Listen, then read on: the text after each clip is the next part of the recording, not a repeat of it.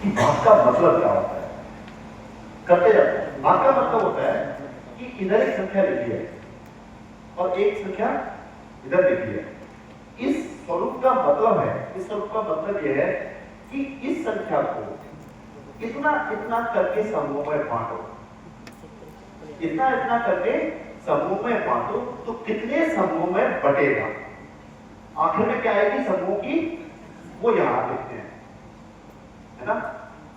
एक और मीनिंग है इसका। दूसरा ये है कि यहां एक संख्या लिखी है, यहां एक संख्या लिखी है, इस संख्या को इतने समूह में बांटना है। कितने? 3 समूह में बांटना है और बांटने के बाद हर समूह में कितनी संख्या होगी उसे यहां लिखें। तो भाग के 2 अर्थ हैं। एक में तो समूह की संख्या उत्तर के रूप में आती है और एक में एक समूह में कुल मेंबर्स की संख्या उत्तर के रूप में आती है। परिणाम दोनों में समान रहता है, लेकिन व्याख्या दोनों की क्या है, अलग अलग। इसलिए इससे बाहर है, इसकी लेवल पर रहते हैं। ठीक है, समझ में आ गया।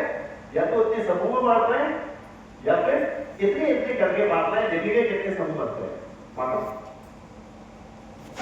हाँ वो से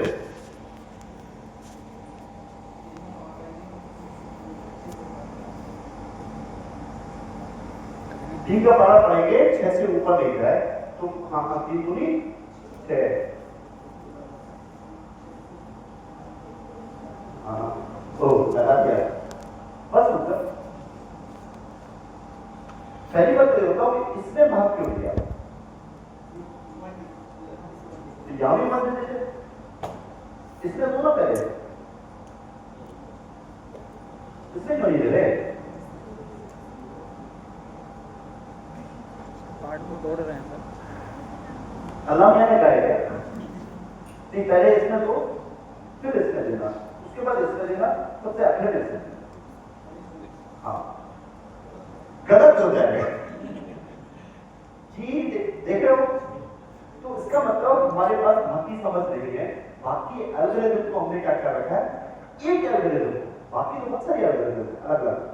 एल्गोरिथम का मतलब होता है उसको हल करने की प्रक्रिया को एल्गोरिथम बोलते हैं। ठीक है, किसी भी चीज को हल करने की प्रक्रिया को क्या बोलते हैं, एल्गोरिथम। तो भाग को हल करने की एक एल्गोरिथम नहीं होती, कितनी हो सकती है, बहुत सारी हो सकती है, लेकिन इन्होंने सिर्फ और सिर्फ एक प्रक्रिया को क्या कर रखा है, रख रखा है ना। ओके कोई कह देना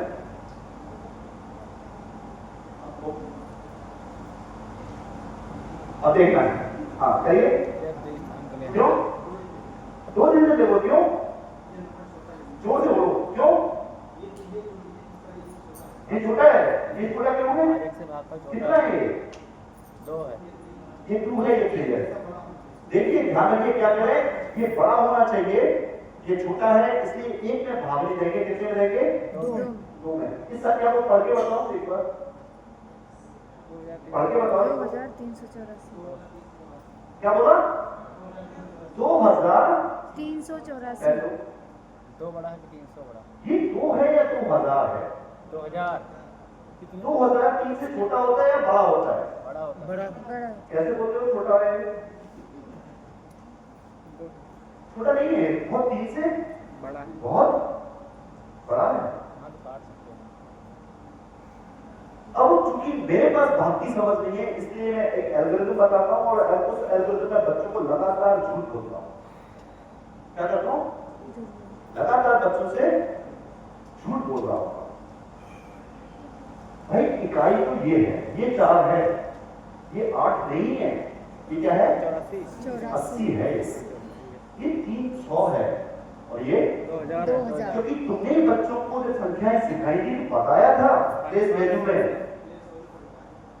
यहाँ पे प्लेस में गायब हो जाएगी क्या, कैसी बात कर रहे हो। अब आपका जो भाग का स्कीमा है उस पर कोई असर पड़ रहा है पुराने वाले स्कीमा पे, है क्या असर पड़ रहा है, चेंज हो रहा है, चीज हो रहा है यार, हम लोग तो हलचल हो रही है, चीज तो कहां से होगी, मुझे ये पता लग रहा है यार भावना कुछ गड़बड़ तो है। थैंक यू, तुम्हारी मदद चाहिए थी, है ना। मैं वाइगोस्की का बच्चा हूं, तुम वाइगोस्की हो। Destructive interference.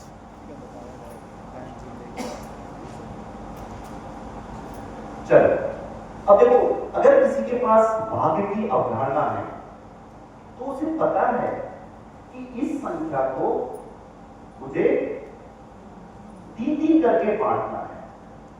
कहीं से भी बांट लो यार, मैं बांट दूंगा। थोड़ी देर के लिए समझो, किसी के पास कितने रुपए, 6,300, तो हजार के उसके पास कितने नोट है? ठीक है, हजार के कितने नोट है? 6 नोट है।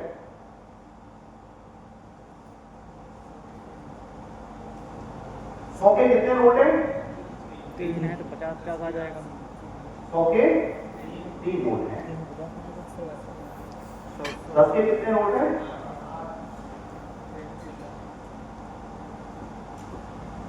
10 के नोट और 1 के कितने नोट है? 4। ठीक है, कुल मिला के ये संख्या है। अब ये बोलो, 3 जनों में बांटने हैं, कहां से बांटू? यहां से बांटू, यहां से बांटू, यहां से बांटू, यहां से बांटू, हैं? कैसे बांट सकते हैं?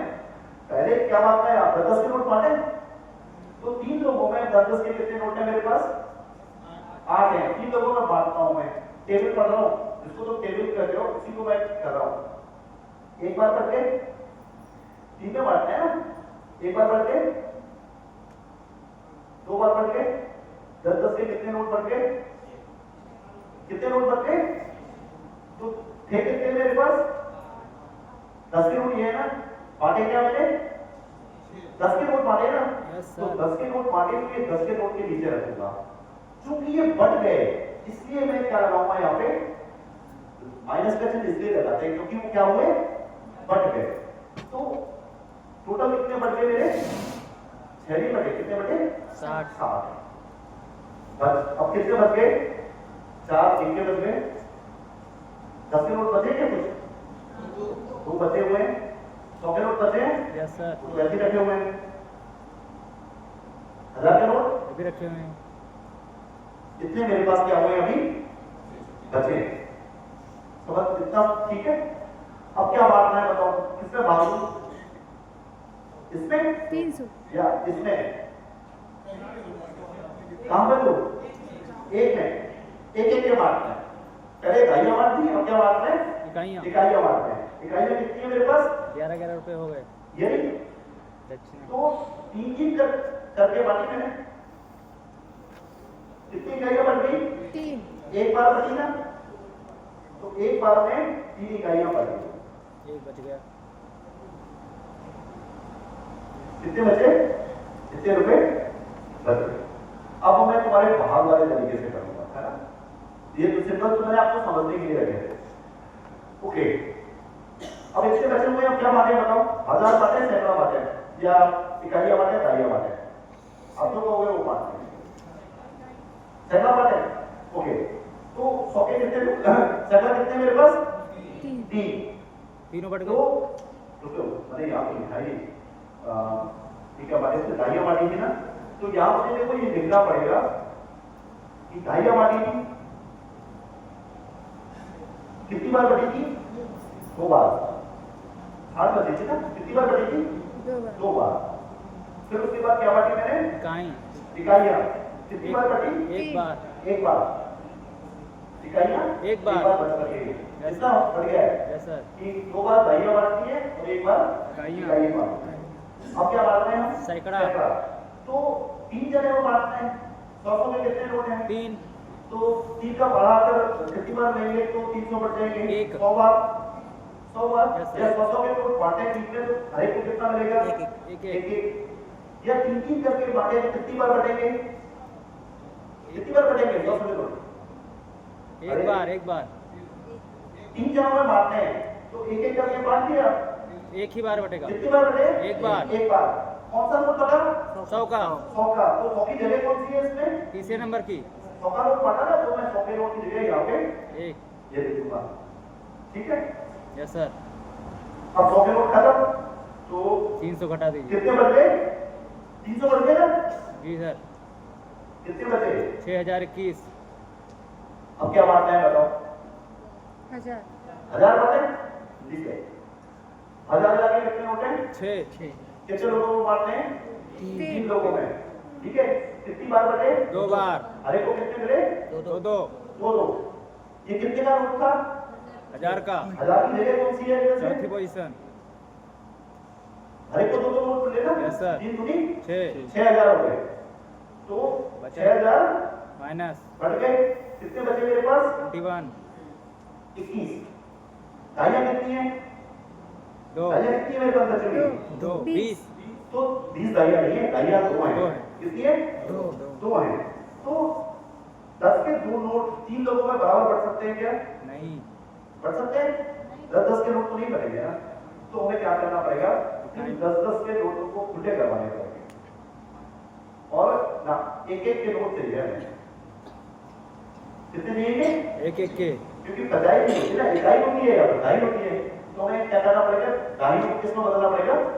छुट्टे तो कुल में इकाइयां कितनी होगी मेरे पास? कुल इकाइयां कितनी होगी? 21। अब 21 इकाइयों को 3 लोगों में बांटा, तो हर एक को कितनी मिलेगी? 7 तो हर एक को कितनी मिलेगी? और ये क्या मिलेगी?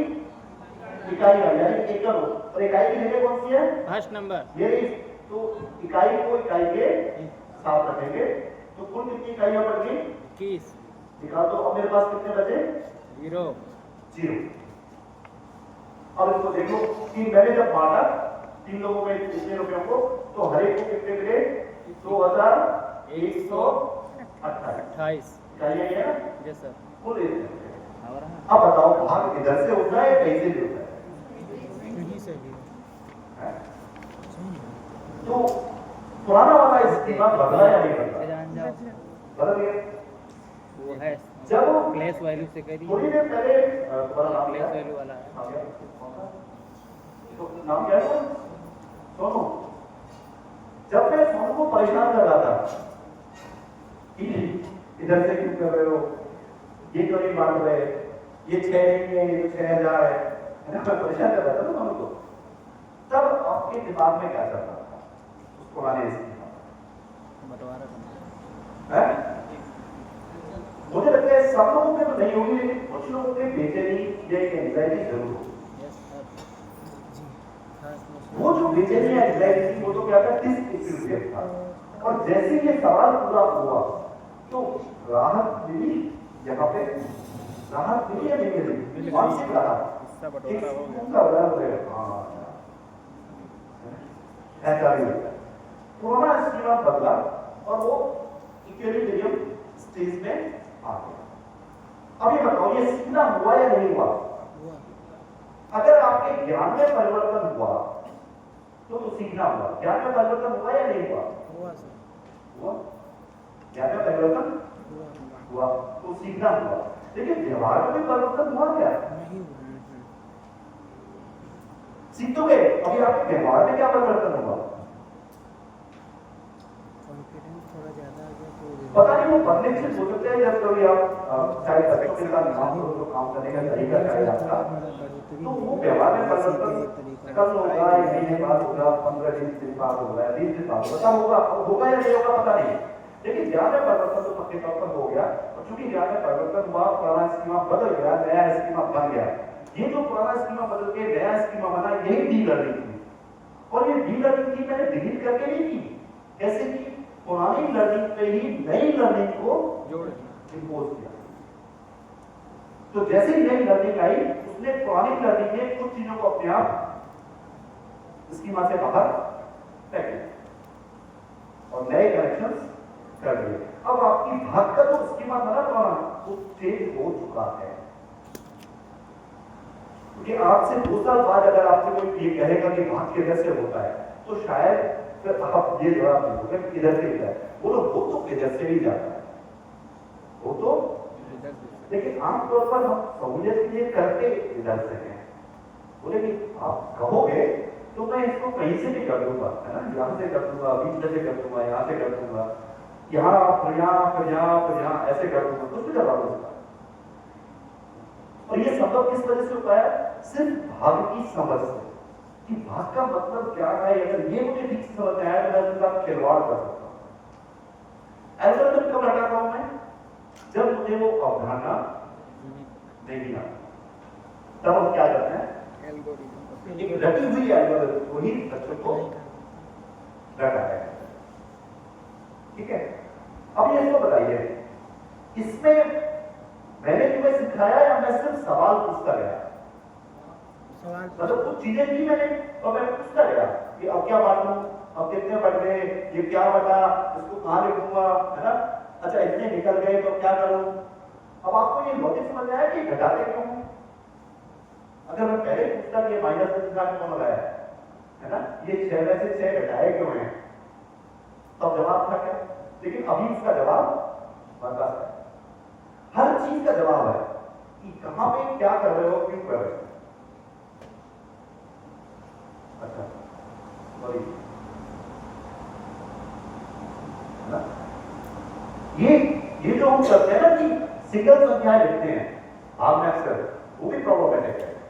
अगर आपने सैकड़ा बांटा है तो 3 मत घटाइए, आप पूरा लिखिए ये घट रहा है, वो 3 नहीं घट रहा है, वो क्या घट रहा है, 300 घट रहा है, क्योंकि वो अवधारणात्मक प्रॉब्लम क्रिएट करता है बच्चे के दिमाग में, और जब समझ में नहीं आता है तो फिर बच्चे उसको क्या करते हैं, रखते हैं। अगर पूरी संक्रिया लिखेंगे तो आपको फिर पता रहेगा, बच्चों को भी पता रहेगा कि कितना जा रहा है। मैं आपको ये नहीं कह रहा हूं कि ये आप भाग जाके कर लिए बच्चों को सिखाना शुरू कर देना, ये बच्चों के लिए नहीं है, ये आपके लिए है। अब आप जब भाग सिखाएंगे तो आपको भाग की ये समझ सामने लेनी है कि भाग का मतलब क्या होता है, और ये सिर्फ भाग के लिए नहीं है, गणित की कोई भी अवधारणा या किसी और चीज की कोई भी अवधारणा, तो आप उस अवधारणा को फेंकेंगे नहीं, सिर्फ उस अवधारणा का मतलब क्या है ये समझने में बच्चे की मदद करेंगे थ्रू फैसिलिटेशन। ज्ञान उड़ेंगे नहीं, इसके थ्रू फैसिलिटेशन। अगर मैं फैसिलिटेशन नहीं करता, मैं आपको खुद करके बता देता ऐसे करते हैं, तो हो सकता है शायद सब लोगों को बात समझ में नहीं आए, लेकिन मैंने खुद नहीं किया, मैंने तो कुछ परिस्थितियां बनाई, ये इनको परिस्थितियां बनाना कहते हैं कि आपने नोट बनाए, है ना, और फिर मैं सवाल पूछता गया कि क्या बांटना है, क्या करना है, ऐसा बताओ क्या कौन सा बटा, अच्छा 100 के नोट बांटे तो 100 की जगह कौन सी है, ये है, तो उसको कहां लिखा जाएगा, क्या लिखा जाएगा, रिस्पॉन्स किसने दिया, बच्चों ने। तो ये फर्क है, मतलब मैथडोलॉजी और पेडागोजी, फैसिलिटेशन और टीचर सेंट्रिक। अगर मैं बता देता तो क्या हो जाता, टीचर सेंट्रिक, क्योंकि मैंने ज्ञान को उल्टी कर दी जाती है और मैंने कुछ भी उल्टी नहीं की, मैं सिर्फ सवाल पूछता गया, लेकिन वो सवाल बड़े चालाकी भरे थे, एक खास क्रम में थे, है ना, और वो बच्चों को पूरी तस्वीर साफ बना के फिर वो सवाल पूछेंगे। अगर तस्वीर साफ किए बना सवाल पूछता तो बच्चों से जवाब नहीं देते, पूरी परिस्थितियों को क्लियर करने के बाद फिर सवाल पूछना शुरू करेगा कि बच्चे उसके लिए प्रिपेयर हैं या नहीं। तो इस अब डी लर्निंग क्लियर है। डी लर्निंग का मतलब होता है न्यू लर्निंग, कि आप पहले सीखे हुए को अंडू तभी कर सकते हो जब आप उसके ऊपर उससे बेहतर नया सिखाते हो। और जब लोगों की पुरानी आस्थाएं और विश्वास टूटते हैं तो उन्हें बहुत तकलीफ होती है, दिक्कत होती है, हमारे दिमाग को दिक्कत होती है, दिमाग होता है, और है ना, कई बार तो दिक्कत इतनी ज्यादा हो जाती है कि व्यक्ति अग्रेसिव भी हो सकता है, एनआरएक्स मेडिसिन लेने लगता है आपको, कुछ मान्यताओं के अगर चोट करे तो वो अग्रेसिव हो सकता है, वो हिंसक हो सकता है। सर ये एज पे किसमें, तो मैं तो कह रहा हूँ ना, डी लर्निंग तो होती ही लर्निंग है, और एक्सप्लोरेशन जो है वो लर्निंग का पार्ट है, लर्निंग की प्रोसेस का ही एक पार्ट है एक्सप्लोरेशन, उसमें मैंने बात की थी ना। डी लर्निंग कुछ और नहीं है, लर्निंग के ऊपर री लर्निंग है, न्यू लर्निंग की। हाँ भाई देखो, एक लर्निंग तो वो है कि आप कुछ सीखे हो और उससे आगे सीखे और उससे आगे सीखे, ये तो कंटिन्यूअस एक दिशा में लर्निंग हो रही है। दूसरा क्या है, आप कुछ सीखे हो और आप मानते हो कि मैं सीखा हुआ हूं, वास्तव में वो सीखा हुआ नहीं है, या तो वो मिसकंसेप्शन है, या तो सीखा हुआ नहीं है, या तो क्या है मिसकंसेप्शन है कि गलत मान्यता या धारणा को गलत तरीके से आपने रख रखा है।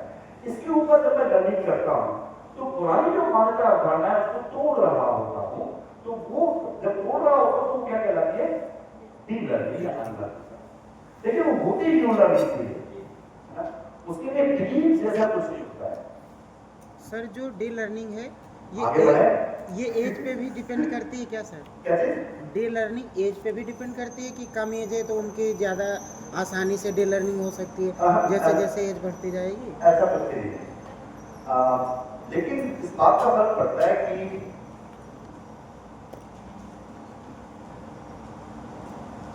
देखिए न्यू लर्निंग, एक तो डी लर्निंग में पक्के तौर पर ये बात तय है, डी लर्निंग में पक्के तौर पर आपकी पुरानी समझ, विश्वास, आस्थाओं, मान्यताओं पर चोट पहुंचती है। ये बात समझ आ रही है ना? Yes sir. आपने प्रदर्शन नहीं किया, ये भागती थी, इसलिए बोले ठीक है गलती है। मैंने आपकी किसी सामाजिक मान्यता पर डी लर्निंग नहीं की है। अगर मैं आपकी किसी सामाजिक या धार्मिक मान्यता को लेकर बात करना शुरू करूँ ना, तो आप में से बहुत सारे लोग या तो अग्रेसिव हो जाएंगे या फिर साइलेंट हो जाते हैं। कुछ लोग क्या कहते हैं, वो साइलेंट है, वो एक तरीका है डिस्कार्ड करने का, है ना, अनकहे डिस्कार्ड करने का। मैं बोले तुम्हारी बात का बहिष्कार करता हूँ, तो उसमें क्या कर देते हैं वो लोग, एक कवच में ले जाते हैं, शहर में ले जाते हैं अपने आप को, बोले मैं सुनूंगा ही नहीं। क्या चीज? हाँ फिल्टर कर देंगे, या फिल्टर तो कब करूंगा, सुनूंगा ही नहीं, पता डालूंगा, शहर में चला जाऊंगा, हाँ तो वही लगा लेंगे। तो है ना, जब गहरी मान्यताओं और विश्वासों में डी लर्निंग होती है ना, तो उससे चोट पहुंचती है और उससे व्यक्ति को दुख होता है। एक मैं अच्छी बात बता देता हूँ कि अगर आप सिखाने के दौरान किसी को थोड़ा सा फ्रस्ट्रेट कर पाएगा तो ये सीखने की अच्छी बात है। थोड़ा सा फ्रस्ट्रेशन जो है वो होगा, तो यार ये क्या हो रहा है ना, लेकिन जब वो इक्विलिब्रियम स्टेज पर पहुंचता है तो फ्रस्ट्रेशन एक रिलीफ में कन्वर्ट होता है, सैटिस्फैक्शन में कन्वर्ट हो जाता है। तो वो थोड़ा फ्रस्ट्रेशन जो है वो हमेशा होगा नया सीखने में, डी लर्निंग।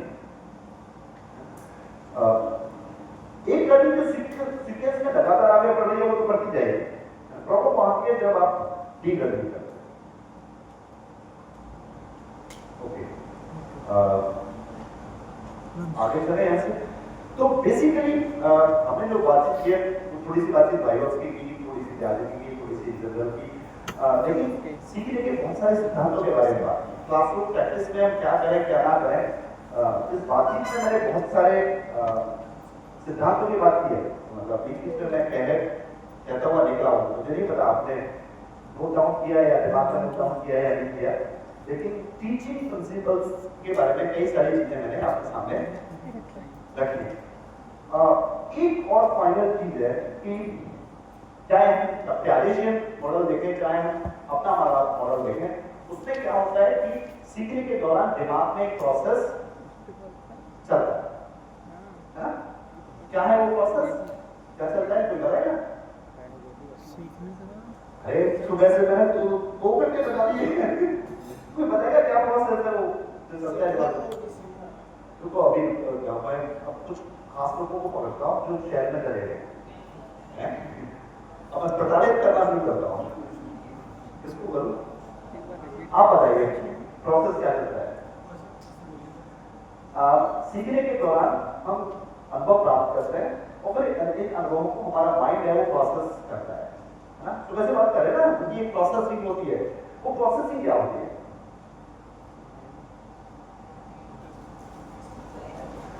मैंने कहा था ना कुछ बच्चे फिजिकली यहाँ होते हैं लेकिन मेंटली अलग होते कहीं और होते हैं, ये उसका नतीजा है। चलिए और बताता हूँ किसी को है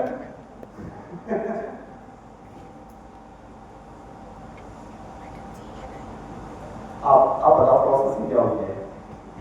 हाँ सर उदाहरण होती है उसके बारे में पूछते नहीं वो सीखने में वो प्रोसेस क्या होता है माइंड जो माइंड में चलता है, सुबह से कम 10-12 मिनट किया है मुझे खुद तो हुआ सर जैसे कोई डाटा लेके एनालिसिस करें। हाँ बोलिए डाटा एनालिसिस सर होता है। हाँ डाटा एनालिसिस क्या होता है, उसमें क्या क्या होता है, कैसे होता है डाटा एनालिसिस, क्या होता है, क्या क्या होता है, मैंने बताया ना कई बार कि पहले ये होता है, इसके बाद ये होता है, इसके बाद ये होता है।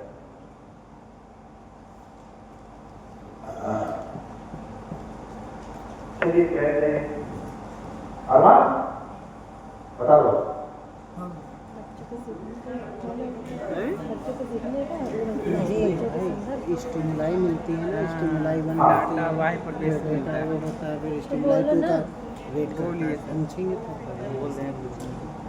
क्योंकि हम चलो भाई देखो प्लीज, मैंने सुबह इसलिए कहा था कि सब लोग ध्यान दें आज की बात पे, कल भी हमने बात की थी, आज भी बात की, और उसके बाद ये नतीजा है तो this is very frustrating for me भाई। ज्ञानेंद्रियों से डेटा आता है, माइंड उस डेटा को रिसीव करता है, रिसीव करने के बाद उसमें सिमिलरिटीज और डिससिमिलरिटीज देखता है, समानताएं और असमानताएं देखता है, और समानताओं के आधार पर पहले से मौजूद पूर्व ज्ञान के साथ या स्कीमा के साथ वो कनेक्ट करता है, रिलेट करता है। सीखना चाह रहे थे, कहा तो नहीं ना और ये करता है, और मतलब नए और स्कीमा पुराने स्कीमा के साथ कनेक्ट करता है, पुराना स्कीमा मतलब पूर्व ज्ञान उसके साथ कनेक्ट करता है, और जब कनेक्ट करता है तो ये नया स्कीमा बन जाता है। ये नया स्कीमा बनना ही एकोमोडेशन कहलाता है, या नए स्कीमा में वो पुराने स्कीमा में मॉडिफिकेशन जो हुआ है नई इंफॉर्मेशन के कारण वो अकोमोडेशन कहलाता है। और ये जो अकोमोडेशन हुआ है इसी मतलब नई ज्ञान में बढ़ोतरी होगी, पहले यहाँ तक था स्कीमा, आप कितना हो गया, कितना हो गया, ज्ञान में बढ़ोतरी होगी, इसी को ही हम क्या कहते हैं, सीखना कहते हैं। ठीक है ठीक है।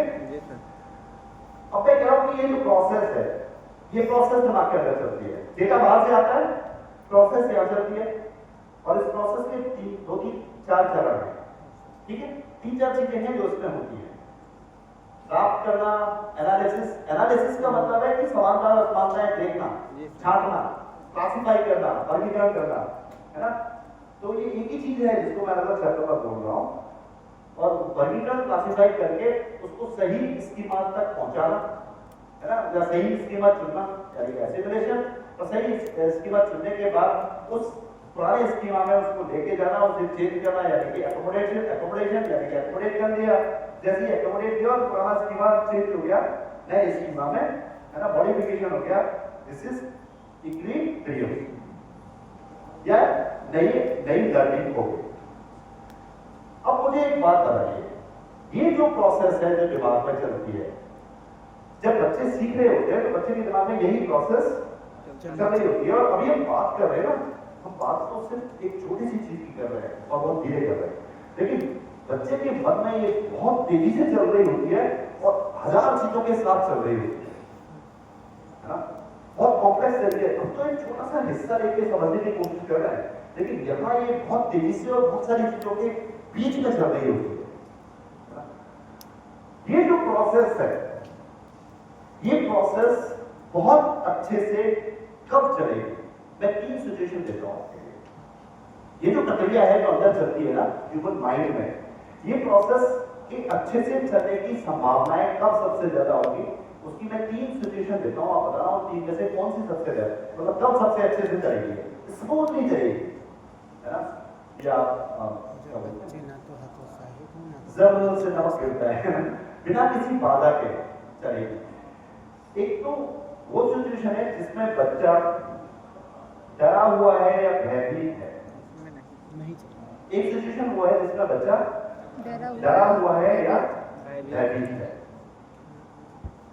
एक सिचुएशन वो है जिसमें बच्चा अति उत्साहित इसमें भी नहीं चलेगा या प्रफुल्लित, अति उत्साहित प्रफुल्लित है, और मतलब अभी भी कोई कहानी सुनी है, बहुत मजा आया, और कोई खेल खेला है और बहुत अति उत्साह है, जीत के आया है ना, तब चलेगी। तीसरी स्टेज जो है कि उसमें बच्चा एक बिल्कुल ही नॉर्मल सहज अवस्था में, सहज वाले में चलेगी तीसरे नंबर सहज वाले में सहज अवस्था। चलेगी सही अच्छे से। सहज वाले में। हाँ जी क्यों?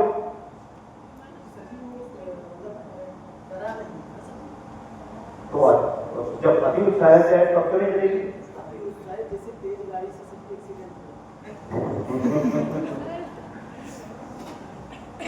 की बात है, सहज जब वो सामान्य सहज होगा ना, तब ये प्रक्रिया सबसे बेहतर चलेगी, सबसे स्मूथ ढंग से चलेगी, फ्लॉलेस तरीके से चलेगी। क्यों?